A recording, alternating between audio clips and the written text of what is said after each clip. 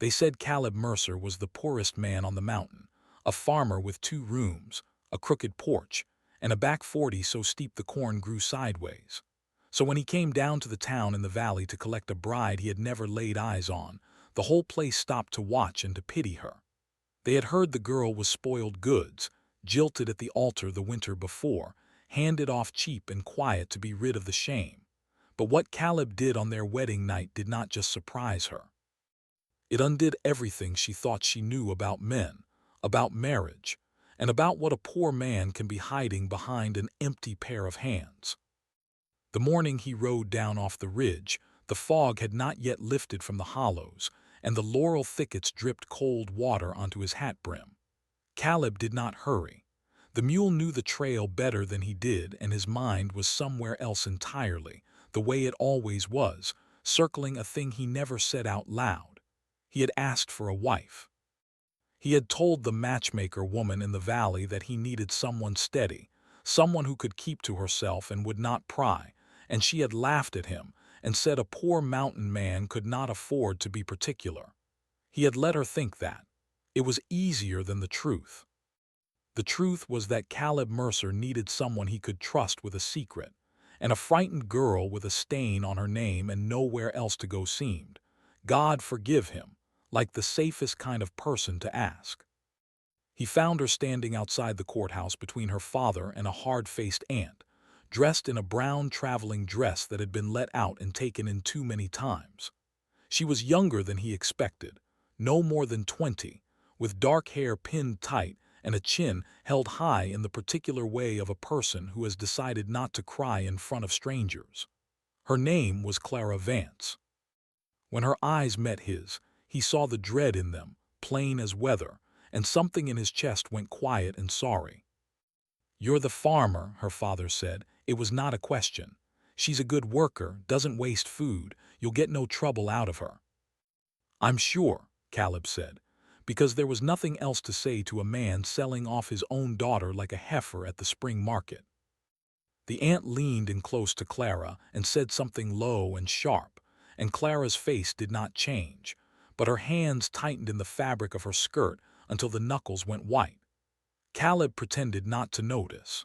He had learned long ago that the kindest thing you can do for a proud person in a humiliating moment is to look away. The vows were said inside, before a tired clerk and a Bible nobody opened. Caleb spoke his part low and even. When the clerk asked Clara, her voice came out steady, which surprised him, because everything else about her was trembling. Then it was done, and her father shook Caleb's hand too quickly, and the aunt did not embrace her at all, and within the hour Caleb was helping his new wife up onto the wagon seat and turning the mule back toward the mountain. They climbed for a long while in silence. The town fell away below them, and the trees closed in, and the air turned cool and green and full of the sound of water running somewhere out of sight. Caleb let her be. He knew she was waiting for him to become whatever it was she feared, and he did not know how to tell her that he had no intention of becoming it, so he said nothing at all, which was likely its own kind of cruelty. It was past dark when they reached the cabin in the fold of the ridge they called Birch Hollow. He lit the lamp and showed her the 2 rooms, the stove, the table, the shelf of mismatched plates. He saw her looking at the single bed through the doorway, saw the way her breath went shallow, and he understood then exactly what she had spent the whole long ride bracing herself for. So he did the only thing he could think to do. He told her his secret first. He crossed the main room to the far wall, to a door she had taken for a closet, and he drew a key from a string around his neck and unlocked it.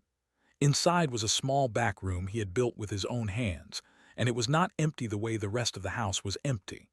It was lined floor to ceiling with shelves, and the shelves were full. Books, dozens of them, thick and worn, with gold lettering rubbed thin on the spines. Glass bottles in neat rows, labeled in a careful hand. Rolled bandaging, a wooden case with brass clasps, jars of dried roots and powders. A lamp, a chair, a writing desk stacked with papers. Clara stood in the doorway and stared, and for the first time all day she forgot to be afraid. "I did not bring you up here to be a farmer's wife," Caleb said quietly. "Not the way you're thinking. I have something I do, something I keep hidden, and it is too much for one man alone. I have needed help for a long time. I needed someone I could trust who would not run their mouth in the valley." He set the key down on the desk between them. "That is the whole of it. You can sleep in the bed. I'll take the chair in here or the barn if you'd rather. I'll not come through that door unless you open it. That's a promise. And out here a man's promise is about the only thing he's got that nobody can take." She looked at the books and then at him, and her voice when it came was hoarse with something he could not name. "What are you?" "Tired," he said. "Mostly tired." And he gave her the lamp, and he shut himself in the little room with his secret, and Clara Vance lay awake in a stranger's bed for the second night of her life, listening to a poor farmer turn pages by candlelight, and wondering what in God's name she had married. Morning came soft and gray to Birch Hollow, and Clara woke to a world she had no map for. The mountain was nothing like the valley. The ridges rose so close on either side that the sun did not reach the cabin until mid-morning, and the fog sat in the bottoms like milk in a bowl until the day burned it off. There was a creek behind the house that ran cold and clear over green stones, and the woods came right up to the edge of the dooryard, full of birdsong and the rustle of things she could not see. It was beautiful and it was lonesome, and it frightened her more than the open country ever could have, because there was nowhere to run that was not straight up or straight down. Caleb was already gone when she rose, off to the high field, and he had left coffee warming and a note in that same careful hand telling her to help herself and to mind the steep place by the spring. She ate, and she explored, and slowly through the day she pieced together the strange shape of the man she had married. She found that the people of the hollow came to him. Not openly, not all at once, but in ones and twos along the trail, a woman with a colicky baby, an old man with a hand swollen and red, a boy sent down by his mother with a list of symptoms scrawled on a scrap of paper. Caleb met each of them at the edge of the dooryard, never inside, and he listened, and he went into his locked room and came back with a bottle or a poultice or a folded paper of powder, and he sent them off again, and he never once took money for it. When Clara asked him, that second evening, why he hid it, why a man with such a gift lived like a pauper and let the valley call him simple, he was quiet for a long time over his supper. "I was a doctor," he said finally, "down the mountain, in the city before that. I had a fine house and a brass plate on the door with my name on it." He turned his cup slowly in his scarred hands. "There was a girl I was meant to marry. She took the fever and I was the finest physician for 40 miles, and I could not save her. I sat by her bed 3 days and watched everything I knew turn to nothing in my hands." He looked up at Clara, and his gray eyes were steady, but there was something broken far back in them. "After that, I could not bear the name any more. Dr. Mercer. People look at you like you are God's own hand, and then a child dies and they look at you like you let it. So I came up here where nobody knew me, and I bought the worst farm on the mountain, and I told myself I was done with all of it." He shook his head slowly. "But you cannot watch a baby choke and do nothing when you know the way to help. So I help, quiet, no name on it. That way there is nobody to thank and nobody to blame." Clara set down her own cup. She had married, she realized, the only kind of rich man who would ever have looked twice at a ruined girl, a man rich in the one thing the world could not see and could not sell. "That is why you wanted someone who wouldn't talk," she said. "That is why. And if I had been the talking kind." The corner of his mouth moved, the closest thing to a smile she had yet seen on him. "Then you would have found me a very dull husband indeed." The days after that settled into a rhythm, and the rhythm, to Clara's own surprise, began to feel less like a sentence and more like a life. Caleb taught her the work, patient as creek water, never sharp with her when she got it wrong. She learned to milk the bad-tempered goat and to gather eggs from the hens who hid them in the laurel and to keep the stove from going cold. She learned, slowly, the names of the plants in the woods, because Caleb walked her out among them in the evenings and showed her which root brought down a fever, and which leaf stopped bleeding, and which pretty white berry would kill a grown man by morning. She began to write it all down in a ledger book. the way she had once been taught to keep accounts, and Caleb watched her do it with a look she could not read. There was only one thing on that whole mountain that Clara Vance could not master, and that was a biscuit. It became, between them, a kind of standing joke. No matter what she did, her biscuits came out of the oven flat and hard as creek stones. She tried more lard and less, more heat and less. She tried beating the dough and barely touching it, and still they emerged like small gray hockey pucks, and still Caleb ate them every single morning without a word of complaint, dipping them in his coffee to soften them enough to chew. "You don't have to eat those," she told him one morning, mortified, as he gnawed manfully at one. "They're fine," he said. "They could break a window. Then we'll never want for window panes." He set one down on the table where it landed with an audible clunk, and they both looked at it, and then Clara laughed, really laughed, for the first time in longer than she could remember, and the sound of it seemed to startle them both. Caleb went very still, looking at her the way a man looks at something he had given up hopping for. "You should do that more," he said. "Eat your rock," she told him, but she was smiling, and so was he. It was a sick lamb that finally cracked her open. One of the ewes dropped a tiny thing too early in a cold snap, and the mother would not have it, and Caleb said plainly it would likely not see morning. But Clara could not abide it.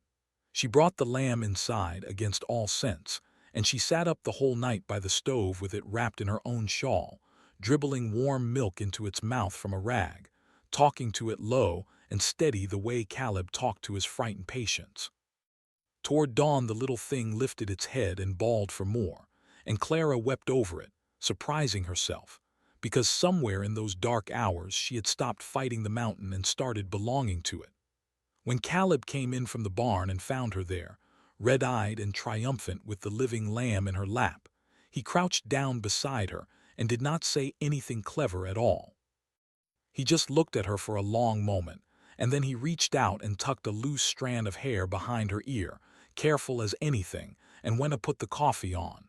Neither of them spoke of it, but the bed, that night, did not feel so much like a border between two strangers. It was the hollow itself that nearly ruined everything, and it wore the face of an old woman named Orpha Sutton. There was a gathering at the Sutton place at the turn of the season, the whole hollow come together for a day of work and a supper after, the men mending a barn and the women laying out food on long plank tables in the yard. Caleb had not gone to such a thing in years, but Clara wanted to go, wanted it badly, wanted to belong to these people the way she was learning to belong to the man, and so he took her. For a while it was fine. The other women were curious but not unkind, and Clara worked beside them peeling apples and minding the little ones, and she felt, for an hour or two, almost ordinary. Then Orpha Sutton came to her across the yard. Orpha was the oldest woman in the hollow and the hardest, a widow with a face like a closed fist, and she had buried 2 husbands and outlived most of her own children, and the whole settlement bent to her like grass before wind. She looked Clara up and down with her small, cold eyes, and then she spoke loud enough for the whole yard to hear. "So this is the Vance girl." The one was left standing at her own wedding down the valley. A silence fell across the tables. "I'll say to your face what they all say behind your back, girl. Spoiled goods is spoiled goods, and a man takes a thing like you only because he can't get better. You ought to be grateful Mercer was poor enough to need you."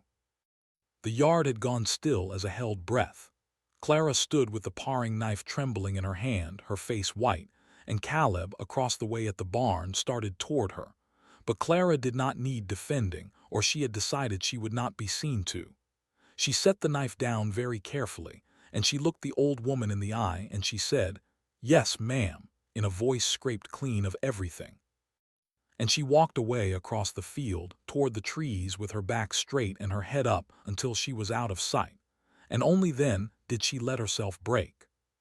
Caleb found her at the edge of the woods, sitting on a fallen log with her arms wrapped around herself, not crying anymore, just hollow. He sat down beside her and did not touch her and did not speak, and after a long while she told him the thing she had carried alone since the winter, the thing she had been so sure he would learn and recoil from on their wedding night. "It wasn't him who left me," she said. "The man I was to marry. Everyone says he jilted me and I let them because the truth was worse." She drew a breath. "There was a fire the autumn before the wedding in my father's barn. I went in for the horses." She turned her arm over and pushed back the sleeve she always wore long, even in summer, and showed him the skin from her wrist to her elbow, puckered and pale and ridged, the shine of an old deep burn. He saw it. My intended. The night before we were to wed, he saw what the fire had done to me and he could not stomach it. He said no man wants a wife he has to look away from, so he didn't leave me at the altar. He left me the night before and let the valley believe what was kinder to him. Her voice was very quiet. "That's your spoiled goods, Caleb. A girl who ran into a fire and came out marked for it." Caleb looked at the scar for a long moment. Then he did something she did not expect. He took her marked arm gently in both his scarred hands, and he turned it to the light, and he traced the old burn with one calloused finger the way a man might study something precious. "You ran into a burning barn to save something that couldn't save itself," he said. "I have spent my whole life around brave people, Clara, soldiers, midwives, mothers. I have never met one braver than that." He looked up at her. "That man saw a scar and called you ruined. I look at the same arm and see the only proof I have ever needed that you are the exact person I would want beside me when things are burning down. He was a fool, and a coward besides, and he did me the great favor of being too small to keep you." Clara stared at him and the tears came again, but they were different tears now. "You don't mind it," she whispered. "I mind that it hurt you," he said. "The scar I'd kiss." And he lifted her marked wrist to his mouth and pressed his lips to the old burn so softly it was more a promise than a kiss, and Clara Vance felt the last cold stone she had been carrying inside her crack clean in two. The sickness came down on Birch Hollow at the end of that summer, and it came fast. It started with the Prout children, a sore throat and a fever that the mothers thought was nothing, and within 3 days the youngest could not breathe right, making an awful crowing sound with every breath, a gray membrane creeping across the back of the throat that choked the air out of a child as surely as a hand at the neck. Caleb knew at the moment the Prout boy described it from the dooryard. Diphtheria, the strangling sickness. It had taken whole hollows before, emptied whole schoolhouses, and there was no time and no doctor for 40 miles of bad road, and the children were already starting to die. He stood in the dooryard a long time after the boy had gone, and Clara watched him war with himself. To step forward now, openly, as a healer, was to become Dr. Mercer again, to take the weight back onto his own 2 shoulders, to stand once more in that place where a child might die in his hands while a mother watched. She saw the old grief rise up in him, and she saw him want to retreat into his locked room and his hidden quiet, to send out his bottles anonymously and pray it was enough, the way he always had. "It won't be enough," Clara said softly. "Not this time, not bottles left on a porch. You know what this needs. It needs hands. It needs someone in those houses hour by hour. You know that better than anyone alive on this mountain. If I go in there as what I am," he said, "and I lose one of them, then you'll have lost a child you fought for instead of a child you hid from." She crossed the room and took his face in her hands, the way he had once taken her arm. "You couldn't save her, Caleb, that girl, all those years ago. I am so sorry, but you couldn't, and no living man could have. That is not the same as not trying. You came up this mountain to stop being God's hand, but nobody's asking you to be God. They're asking you to be a man who knows the way to help and won't look away. Be that. I'll be right beside you the whole time. I'll be your hands when yours give out." He looked at her, his marked, brave, ruined, unruinable wife, and something straightened in him that had been bent for years. "Get the bag," he said, "the brass-clasped case in the back room, and bring your ledger. We're going to need every leaf you wrote down." What followed was the hardest week of either of their lives. They went house to house through the hollow, Caleb and Clara, sleeping in 2-hour snatches on borrowed floors. He showed her how to mix the swabs that loosened the deadly membrane, how to steam a room so thick a child could draw breath, how to read a fever and a pulse, and the awful color of a struggling face. In the worst hour in the Prout cabin, the littlest boy stopped breathing entirely. His airway closed, and Clara watched her husband do a thing she had no name for, a quick desperate cut and a hollow reed and his own mouth drawing the poison clear. And the child gasped and lived, and Caleb sat back against the wall gray as ash and shaking, and Clara held him together with her own 2 arms until he could stand again. And then they came to the Sutton place. For Orpha Sutton's youngest grandchild, a girl of 6 named Naomi, had taken the sickness worst of all.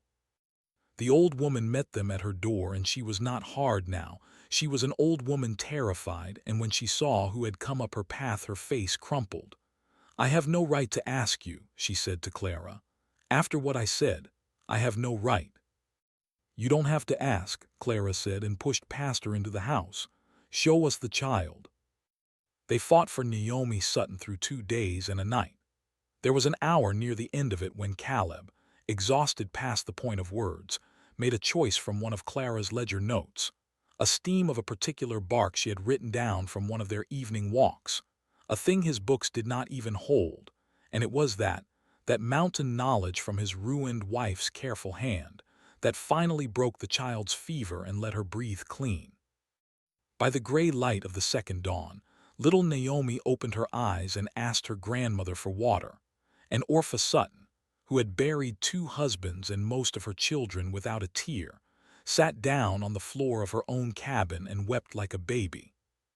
The strangling sickness left Birch Hollow without taking a single child it had reached after Caleb stepped into the open. 11 children took sick. Every one of them lived. The Hollow had never seen the like and would talk of it for 50 years. Autumn turned the ridges to fire and then to bone, and the first snow came soft to Birch Hollow, and the cabin in the fold of the mountain glowed warm in the early dark. It was not a fine house. The porch was still crooked and the corn still grew sideways, and Clara's biscuits, to the everlasting wonder of the whole Hollow, still came out flat as flagstones. But the dooryard was no longer a border now. The people of the mountain came right up to the door these days, came in and sat by the stove, and they called him Dr. Mercer. And the strange thing, the thing Caleb had never expected, was that it did not crush him any more. He had carried it once alone, and it had nearly killed him. He carried it now with a partner, and it was only a weight, not a grave.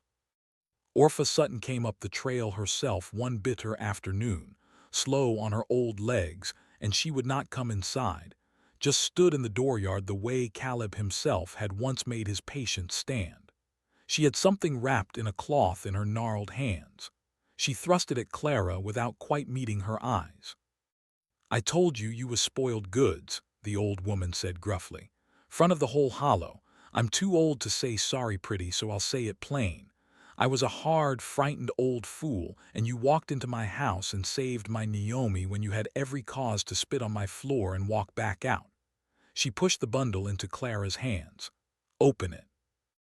Inside the cloth was a tin of fine white flour, milled soft, and a yellowed paper covered in a spidery old hand. "My mother's biscuit receipt," Orpha said. "Never failed a soul in 60 years. I figured a woman can save 11 children and still not be allowed to murder her husband with her cooking." And the old fist of her face cracked just slightly into something that on anyone else would have been a smile. And Clara, astonished, started to laugh, and so did Caleb in the doorway, and even Orpha Sutton made a dry, rusty sound that had not come out of her in a decade. That night, when the house was quiet and the snow ticked soft against the window glass, Caleb opened the door to the little back room and held out his hand, and for the first time Clara came through it not as a helper and not as a stranger, but as a wife who had chosen. He had built that room to hide in. They sat in it now together by lamplight, his books and her ledger side by side on the desk, his learning and her mountain knowing grown into one thing that was better than either alone, and he told her, low and plain, the words he had never once said to another living soul since the fever took the girl all those years ago. That he loved her, that he had married her to keep a secret, and had ended up unable to keep a single thing from her at all. That she had walked into his hidden life the way she had once walked into a burning barn, unafraid of what the fire had done, and had carried out the part of him he had given up for dead. "I feared this night for so long," Clara said, turning her marked wrist over in the lamplight, the old burn shining soft and unashamed. "The wedding night. I thought you would find what I was hiding and turn from me, the way he did." "Instead," Caleb said, "we both showed each other the very thing we were most afraid to show."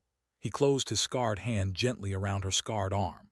"My grief, your scar, the two things we each thought made us unlovable, and it was those in the end that saved a hollow full of children. Your fire taught you the brave hands I needed. My loss taught me the only kind of healing that doesn't break a man, the kind you give away in secret and never put your name on." He shook his head slowly, wonderingly. "All those years I thought I had to bury the worst thing that ever happened to me. Turns out a thing buried just rots. A thing shared grows something." Outside, the snow came down over the dark ridges and filled the trail behind them and made the whole hollow soft and white and forgiving. Inside the small room that was no longer a hiding place, a poor mountain farmer, who was secretly the richest man on the mountain, held the marked hand of a ruined girl who was secretly the bravest woman he had ever known, and neither of them was hiding anything anymore. They had each been so certain that the truth they carried would be the end of them. A coward had taught her that her scar made her worthless. A grave had taught him that his gift made him guilty. And it had taken the two of them, married off cheap and frightened in a valley courthouse, sitting now in the lamplight with the snow falling, to learn the thing the whole world gets backward. The wound you are most ashamed to show is, more often than not, the very gift you were given to save somebody with. And the truest wealth a man ever owns is not the gold he hoards behind a locked door, but the good he does in the dark, with no name on it, expecting nothing back. The poorest farmer on the mountain had more to give than any rich man in the valley below, not in money, not in land, but in the one currency that ever truly counts, a true heart kept hidden out of grief for far too long, and finally in the warmth of a small lamplit room given fully away.